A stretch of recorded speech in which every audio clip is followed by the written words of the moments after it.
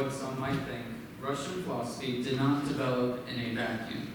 The philosophical tradition in Russia during the 20th century and early 20th century was much of a synthesis of Western thought interwoven with Slavic culture. From this, we saw the rise of some of the greatest Russian thinkers. Of those thinkers, my paper focused on Semyon Frank and the influence that Immanuel Kant had on his philosophy. My thesis was that while Frank is worth studying, his arguments for the thing in itself are insufficient to justify the metaphysical system he constructs, found within his book, The Unknowable, an ontological introduction to the philosophy of religion. Yet, Frank presents a unique and interesting philosophical system, one that precedes themes found in later existentialism. Frank was born in Moscow, Russia in 1877 to an Orthodox Jewish family. His father died of leukemia in 1882 while Frank was still young. His mother moved the family into the home of Frank's grandfather, Moshe Brzezinski, and he would become the young Frank's first philosophical and religious mentor. He had introduced Frank to a vast breadth of Jewish religious philosophical texts. We also know that Frank was introduced to Spinoza's works, and would eventually be Spinoza who would take root in Frank's early philosophical development. In 1894, Frank enrolled at Moscow University, and it was then that he first got involved in Marxist circles. Like many young thinkers living in Russia during the late 1800s, Frank was engrossed in Marxism and the growing wave of young social democrats. It was in 1899 that he would write his first book, Marx's Theory of Value and Its Significance. Yet, Frank eventually separated from Marxist materialism and instead gravitated towards German idealism. In 1896, through his professors, Frank was introduced to the works of Kant, sociology, and Neo-Kantians Wilhelm Windelband and George Simmel. In 1903, Frank visited Berlin to translate Windelband's Preludes into Russian, and afterward he received his bachelor's degree at the University of Kazan. Another philosophical change would occur in 1902 after Frank had read Nietzsche's Thus Spoke Zarathustra. Frank wrote, "I was stunned not by Nietzsche's teaching, but by the atmosphere there of the deep nature of the spiritual life and the spiritual struggle which blew through the book. From that moment on, I sensed the reality of the spirit, the reality of the depth within my soul, and without making any particular decisions, my inner fate was decided." What we see is a philosophical progression through Spinoza, Marxism, Kantianism, sociology, and Nietzsche. While Frank admired all these thinkers, he saw something lacking in each of their theories. Yet when one theory lacked, another theory could support. Thus, Frank sought to synthesize them in such a way that the strengths of one theory could stabilize the faults of the other, a sort of eclecticism. In 1912, Frank lectured at St. Petersburg University, where he gave seminars on theories of cognition and German idealism after Kant, while working on his master thesis, The Object of Knowledge. It was around this time that Frank would be influenced by Henry Bergson and his intuitionism. In 1917, Frank finished his doctoral work, Man's Soul. In it, he gave a harsh critique of positivism and materialism, which he saw spreading over from Europe. After receiving his PhD, Frank worked as a dean of the Historical Philosophical Faculty at the Saratov University between 1917 and 1920. Here he taught logic, Kant, ancient philosophy, psychology, and social philosophy. However, it was not sufficient to financially support his family, and in 1921 he was offered a position at the University of Moscow with the help of Gurdjieff. Unfortunately, Frank, along with many other religious philosophers, would be exiled from Russia in 1922. After being exiled from his home, Frank moved to Germany, then France, and finally England, where he died in 1950. However, it was in Paris that Frank would publish his magnum opus, The Unknowable, in 1939. Frank had likened it to Kant's Prolegomena and wrote that it was the best and deepest thing which I have so far written. Frank was not the first Russian philosopher to take an interest in Kant's work and in German idealism. Rather, he was part of a larger movement of Russian thinkers.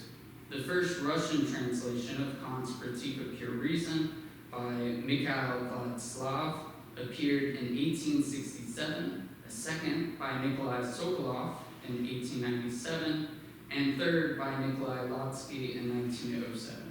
However, many Russian thinkers were primarily drawn to Kant through Kant's successors, Fichte, Schelling, and Hegel, who they believed had overcome many of his pitfalls. Because of this, there was often a Schellian and Hegelian interpretation of Kant's philosophy within Russian intellectual groups during this time. As Nikolai Lotsky argues in his History of Russian Philosophy, Russian society in the first half of the 19th century was attracted not by Kant, but by the metaphysical idealism of Fichte, Schelling, and Hegel, who overcame Kant's phenomenalism. The second thing to consider is the influence of Sobernos on Frank's philosophy. Sobernos translates as cathedralness. Historically, it can be understood as a political movement in Russia that emphasized Christian love and community. In short, Sobernos was a Christian anarcho-communist movement that condemned authoritarianism and sought to build communities on the moral and political teachings of Jesus Christ. Yet the concept of Sobernos for Frank takes a new form and expresses a more profound metaphysical communion. For Frank, God is a unifying force for society, a political praxis, and the ontological force that actualizes us as living beings. Thus, Sobernos plays a twofold role for Frank. Thirdly, we ought to consider the impact that sociology had on Frank. Sociology in Russia during the 19th and 20th centuries was immensely influential. While sociology can be traced back to Jacob Bohm, the movement in Russia was propelled by the philosopher Vladimir Solovyov. Frank, in 1950, just before dying, would edit an anthology of Solovyov's work. Sociology, in large part, was a counter-movement to the growing materialism, nihilism, and positivism that was spilling over from Western Europe into Russia. But what is sociology?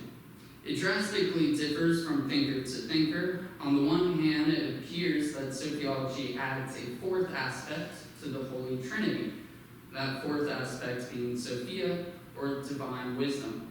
This made the movement highly controversial, yet Sophia can also be interpreted as a symbolic representation of a religious experience that cannot be uttered or explained in words, or the interconnectedness between divinity and humanity.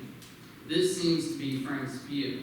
That is, she represents divine revelation / intuition. The fourth thing to consider is that Frank ought to be interpreted as an early religious existentialist comparable to thinkers like Miguel de Unamuno, Gabriel Marcel, and Karl Jaspers. Unfortunately, our view of existentialism has been skewed and limited by the French movement. Nonetheless, we know that Nietzsche, Kierkegaard, and Dostoevsky greatly influenced Frank's philosophy. Along with this factual evidence, we have thematical evidence. The unknowable is focused on themes such as what it means to exist as a human in a paradoxical, unknowable world. In other words, Frank is examining the tension between the rational part of the world and what appears to be irrational. Frank synthesizes these movements, and the unknowable gives us a biological map of all the thinkers who had influenced him. Kant, on the other hand, throughout the majority of the Critique of Pure Reason, was rebuilding the ground for metaphysics. He did so to stabilize our knowledge of reality and what he believed to be concrete and non-speculative reason. In this Copernican revolution, Kant wanted to demonstrate how a priori categories structure our experience. Yet looming behind all this was the unknowable, the Ding an sich, which stands outside of intuition and sense experience. Kant describes it as an island surrounded by a dark, stormy ocean. The shoreline is the limits of reason, the dark water from which the island emerges, the unknowable or thing in itself. For Kant, any attempt to venture off this island and into the unknown waters results in speculative philosophy and is the source of our common metaphysical errors. When venturous philosophers attempt to go beyond the limits of the island of reason, they find that their metaphysics cannot stand on water. The unknown for Kant is and will forever be unknown. And since I've already gone through half my time just giving the history, I'm actually just going to briefly summarize Frank's main argument on how the unknowable can be known and his metaphysical theory in the shortest amount I can. So essentially, his arguments for how we can know the unknowable is sort of twofold.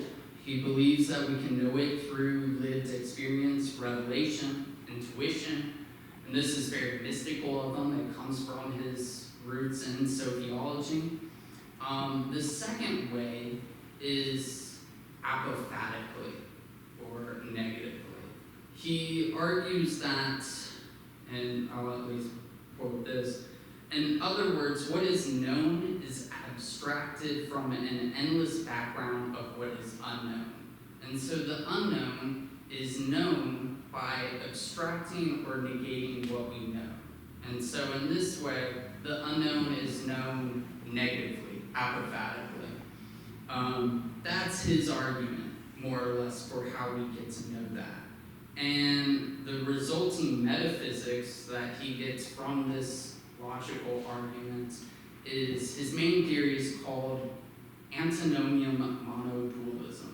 And this is consistent through all of his philosophy. He uses this term to describe the human soul, cosmology, the existence of God. Everything within his philosophy is rooted in this term. And essentially what he argues is that everything is a antinomy, the antinomian part, and it's a monodualism, where it's unified in one but separate. So, for example, in relationship to the human soul is independent and individual, yet is deeply interconnected with everyone else around them within the world. And that this unifying quality isn't synthesized though, because in synthesizing the soul with the world, the soul loses itself, it loses its independence, and so it's unified in this contradictory way, which he describes as the antinomian monodualism. However, he argues that it does not contradict itself because the unknowable transcends reason. It is metalogical is the term he describes it as. And there's some logical problems to this that many philosophers have criticized him for, myself included actually. And he uses this term as well for his metaphysics. So for his metaphysics, there is matter and there is spirit, which traditionally would be interpreted as a standard dualism. But he's going to argue that they're unified. And so he's bringing in a lot of his influence from Spinoza, where if you're familiar with Spinoza, everything is unified through God, this sort of monism. But he's going to sort of say the same thing as before, where they're not synthesized in a way that they're one.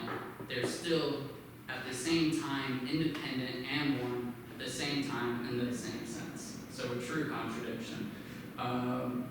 And he also takes this also to view God, and this is where he gets his panentheism, that the whole universe is the womb of God,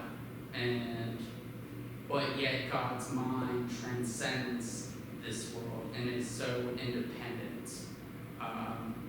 And so, yeah, I spend the rest of my paper primarily criticizing Semyon Frank, which I took out of this presentation because I knew I wouldn't get enough time to discuss it. However, if you want to ask some more follow-up questions about that, you most certainly can. I would love to talk about it. And if you are interested in the paper, I'm also willing to share it to you all.